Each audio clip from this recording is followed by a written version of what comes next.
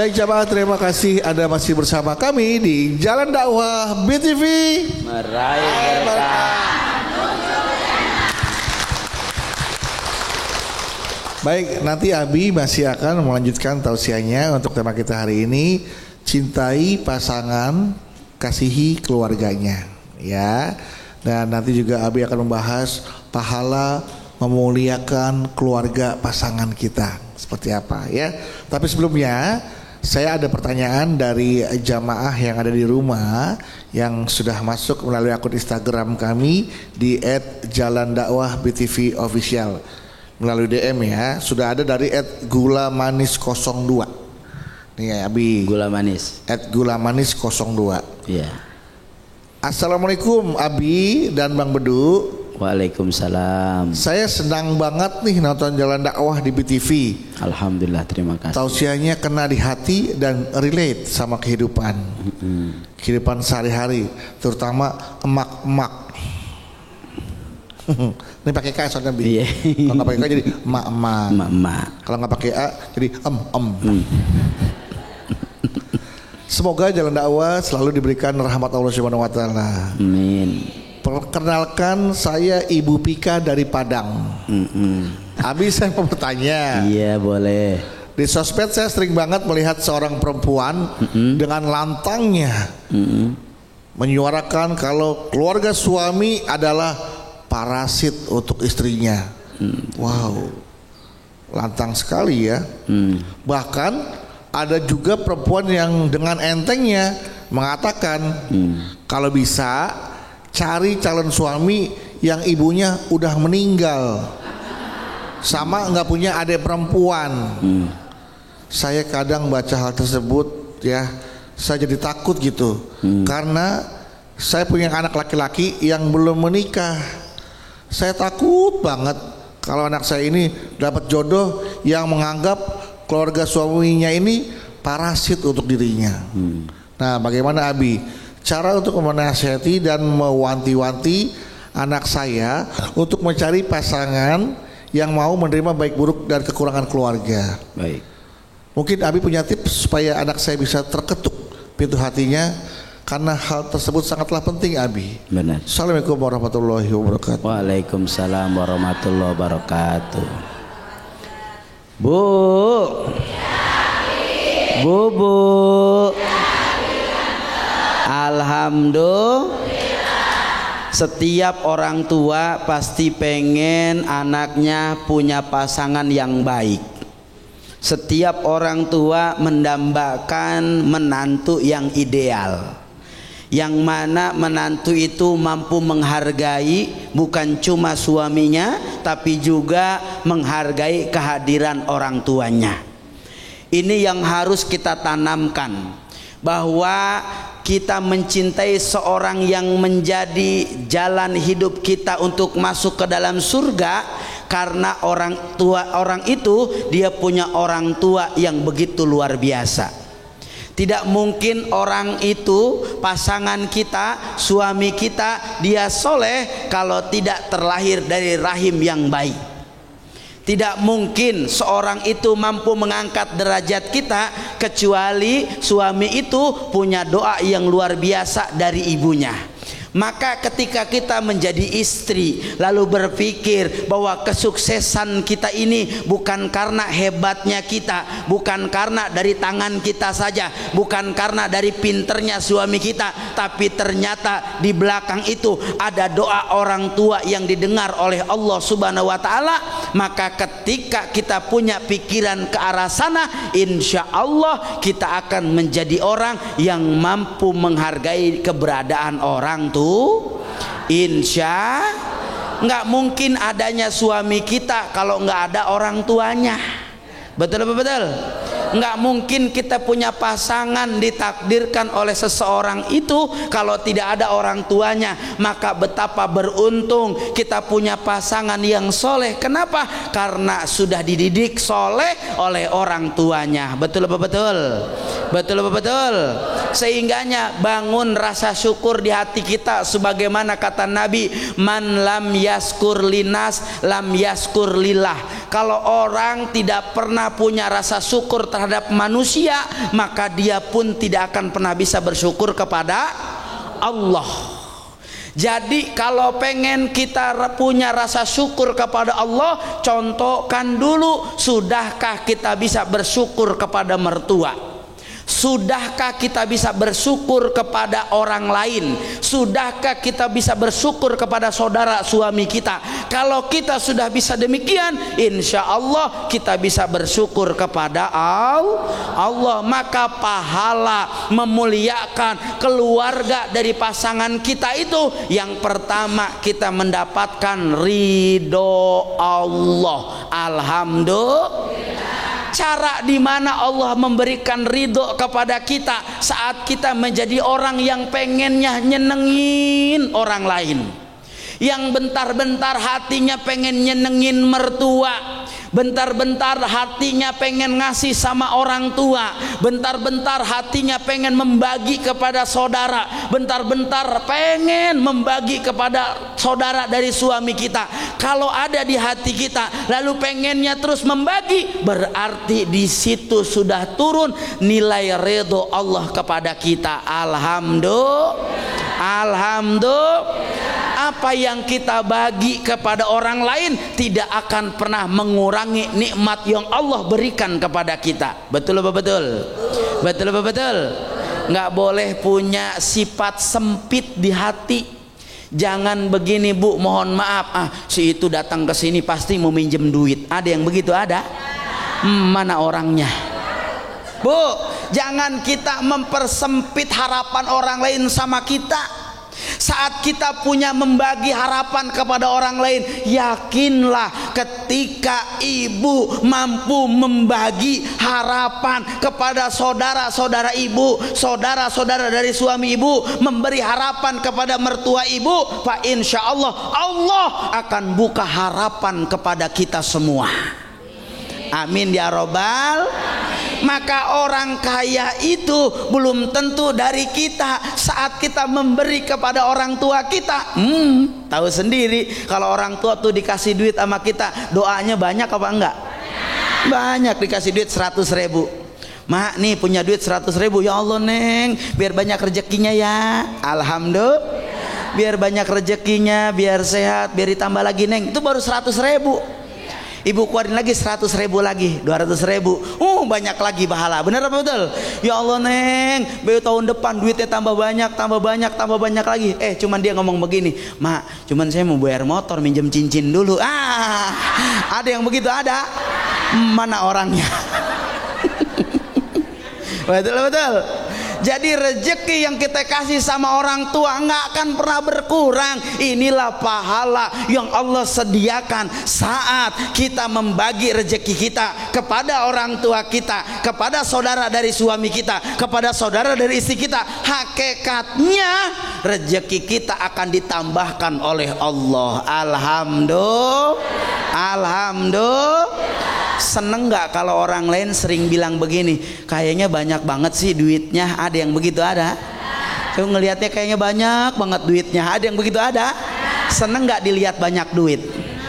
Nggak senengnya kadang-kadang kalau dilihat banyak duit, banyak yang minjem duit. Ada yang begitu? Ada? Mana orangnya? Oke, baik kalau gitu Bu, tepuk tangan untuk Abi ya. Sekarang yang aku yang mau tanya. Siapa mau tanya? Siapa mau tanya? Siapa yang mau Abi? Iya, tuh Bi, ada mau tuh Bi. Alhamdulillah Bi. Ya Allah. Usia juga nggak seberapa jauh Bi. Iya, Ibu silakan. Bismillahirrahmanirrahim. Ya. Assalamualaikum warahmatullahi wabarakatuh. Waalaikumsalam warahmatullahi wabarakatuh. Perkenalkan, nama saya Ibu Sari dari Majelis Taklim Nurul Asadah Cikarang. Ibu Sari. Ibu Sari. Nggak pakai kelapa. Abi, saya mau curhat. Iya. Tuh Bi, curhat Bi. Iya, boleh Bu Sari. Ini tentang suami saya. Suami Bu? Iya. Kenapa? Yang sikapnya sangat mulia itu menurut saya. Masya Allah. Sedangkan suami saya kalau siang kerjanya cuma ngojek. Ngojek. Kalau malam jaga parkiran di supermarket. Meskipun begitu, suami saya tuh selalu bekerja keras untuk mencukupi kebutuhan keluarga. Untuk membahagiakan keluarganya, sedangkan saya kerjanya cuma tukang sayur di pasar. Masya Allah. Tapi alhamdulillah ya, keluarga dicukupi sama suami saya walaupun tukang ojek sama tukang parkir. Karena suami saya juga dari kecil tuh yatim piatu. Yatim piatu. Makanya waktu menikahi saya, dia tuh sangat sayang banget sama ibu dan bapak saya. Karena yatim piatu dari kecil Bu ya? Iya. Oke. Makanya dia tuh sangat sayang banget sama ibu dan bapak saya. Dan pada adik-adik saya tuh sayang yang SMA selalu dinomorsatukan. Kebutuhan yang ini selalu diutamakan, selalu dibantu. Terus ini Bi, baru-baru ini suami saya menyanggupi kuliah adik saya. Adik bukan anak nih, adiknya ibu. Adik. Ngambil S3, adiknya ibu. Adik saya sampai lulus. Iya. Kuliah S. Tapi saya berpikir begini, duit dari mana? Sedangkan penghasilan bisa terukur setiap hari aja cukup cuma buat anak kita 2 yang masih SD, masih kecil-kecil gitu. Saya takutnya adik saya itu berharap lebih kepada suami ibu, kepada suami saya untuk membiayai kuliahnya. Dan takutnya kalau nggak bisa dibiayain, takutnya adik saya tuh kecewa. Iya. Yang menjadi pertanyaan saya, Bi, berapa gaji suami ibu? Kok bisa nyanggupin gitu? Apakah saya salah kalau misalkan saya bilang sama suami saya jangan terlalu memaksakan diri untuk membiayai adik saya kuliah? Saya takutnya nanti suami saya pontang-panting ke depannya. Mohon pencerahannya, Abi. Oke, baik. Suami ibu namanya siapa Bu kalau boleh tahu? Agung Rizky. Pak Agung, Mas Agung, semangat ya. Ke kamera, Mas Agung semangat ya gitu. Mas Agung semangat ya kerjanya ya, ngojeknya ya. Semoga lancar selalu usahanya. Bisa memenuhi kebutuhan keluarga kita. Bisa memenuhi kebutuhan keluarga dan muliahin adik saya. I love you. I love you Pak Agung. Oke. Mohon pencerahannya Abi. Assalamualaikum warahmatullahi wabarakatuh. Waalaikumsalam warahmatullahi wabarakatuh. Istrinya juga luar biasa ya. Makanya sepertinya Allah karuniai pasangan yang saling mencintai karena Allah. Luar biasa, Abi. Boleh tepuk tangan dulu dong untuk Ibu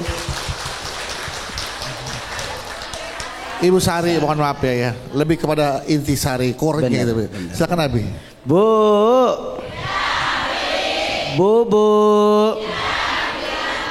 Alhamdulillah.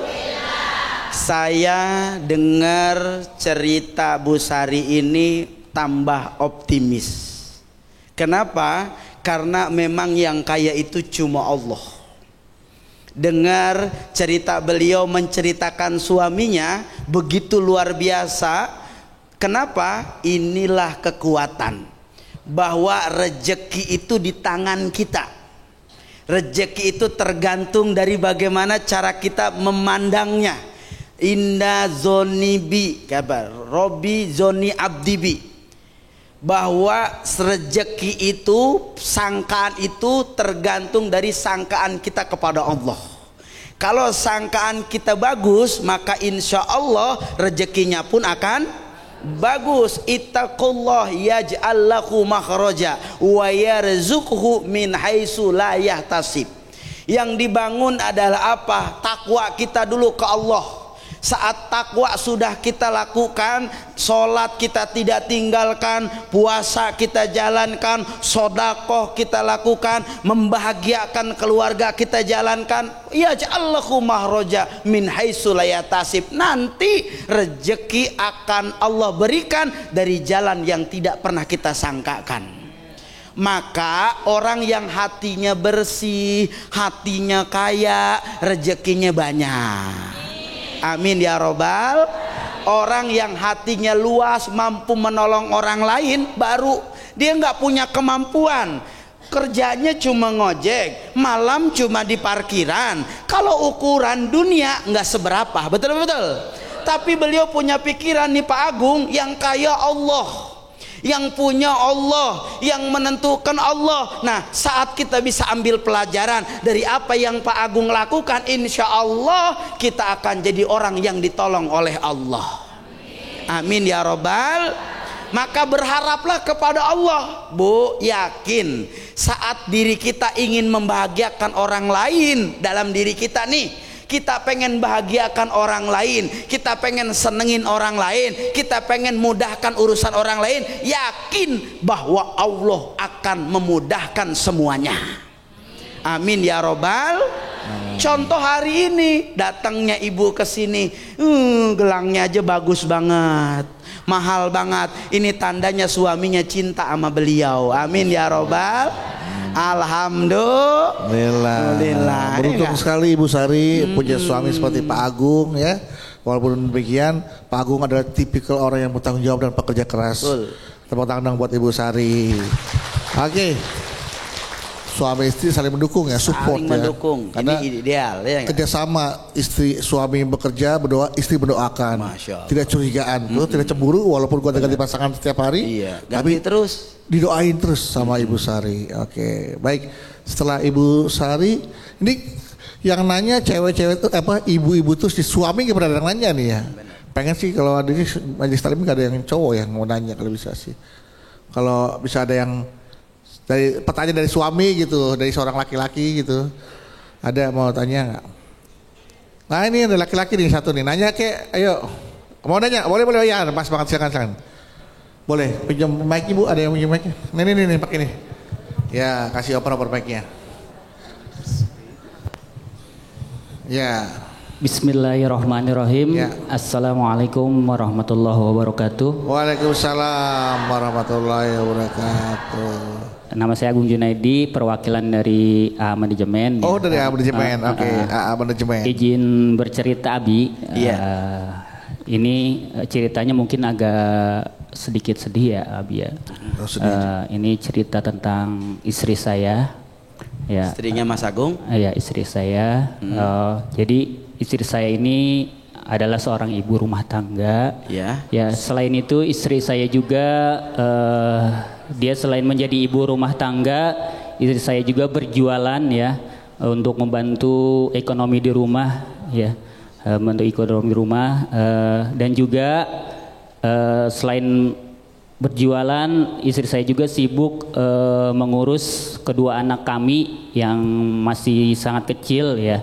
Gitu. Kemudian sibuk berjualan, masih juga sibuk ngurus anak-anaknya. Iya, Masya Allah. Kemudian juga selain itu istri saya juga ngurus ibu saya karena ibu kandung Mas Agung. Iya, ibu kandung saya. Mertuanya istri.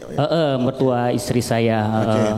Gitu ya. Jadi selain tadi ngurus rumah tangga, kemudian berjualan, ngurus anak, kemudian ngurus istri ibu. Saya juga ngurus ibu saya, ibu kandung saya, yang umurnya itu kurang lebih sudah 77 tahun, ya sudah pikun lah gitu, sudah pikun. Tapi pikunnya itu kadang suka aneh sih, ya pikunnya itu suka aneh ibu saya, kadang suka selalu teringat sama ayah saya yang sudah meninggal duluan, gitu kurang lebih gitu. Jadi ibu saya tuh punya kebiasaan setiap hari itu dia tuh selalu ingin ke makam ayah saya. Itu setiap hari kebiasaan itu selalu ingin diantar ke makam ayah saya. Ngomong ke Mas Agung atau ngomong ke istri? Pengen pergi ke makam gitu. Iya, setiap hari itu kebiasaannya tuh selalu pingin pergi ke makam gitu. Gitu. Setiap hari sehari itu 2 kali, bahkan jam 12 siang dan jam 4 sore gitu. Ya, setiap hari itu selalu seperti itu. Kalau nggak diturutin itu sampai bahkan mogok makan. Sampai bahkan mogok makan, akhirnya kan disuruh makan nggak mau, dipaksa pun tetap nggak mau makan. Akhirnya karena saya sibuk kerja ya, saya dari pagi sampai malam, akhirnya istri saya lah yang setiap hari nganter ibu saya untuk ke makam ayah saya. Semua diurus sama istri Mas Iya, Agung. setiap hari selain mengurus rumah anak, cari uang juga untuk membantu Mas Agung, merawat ibu Mas Agung. Iya betul ya. Dari situlah saya tuh sangat bangga mempunyai istri seperti itu. Dia tuh sangat sayang sama ibu saya, ya. Boleh, dia tuh nggak pernah ngeluh capek. Boleh Mas Agung disebut saja nama istrinya, karena ini sebuah perbuatan yang mulia dari seorang istri. Sekaligus doakan untuk istri Mas Agung. Ya buat Desi, ya terima kasih udah bisa berbakti ya, selain mengurus rumah tangga, mengurus anak-anak di rumah, kamu juga udah bisa mengurus ibu saya ya gitu. Udah, itulah yang bikin saya tuh sedih, bikin saya sedih. Kadang saya kalau mau tidur itu selalu memandang wajah istri saya gitu ya, selalu memandang wajah istri saya. Untuk perbuatannya semua yang dilakukan, memandang wajah istri saya lama kelamaan menghitam gitu, karena setiap hari dia tuh selalu nganter ibu saya untuk ke makam ayah saya. Kepanasan. Iya, karena jam 12 siang kan, karena panas ya. Karena kan ke makam juga terlalu jauh juga, lumayan jauh jaraknya. Kemudian naik motor, akhirnya sering kepanasan. Akhirnya makin lama makin menghitam. Itulah yang membuat saya tuh sedih melihat istri saya, ya Allah, begitu luar biasanya lah gitu. Ketika Mas Agung memandang wajah istri, apa yang Mas Agung ucapkan dalam hati sambil melihat wajah istri pada saat itu? Ya, semoga kelak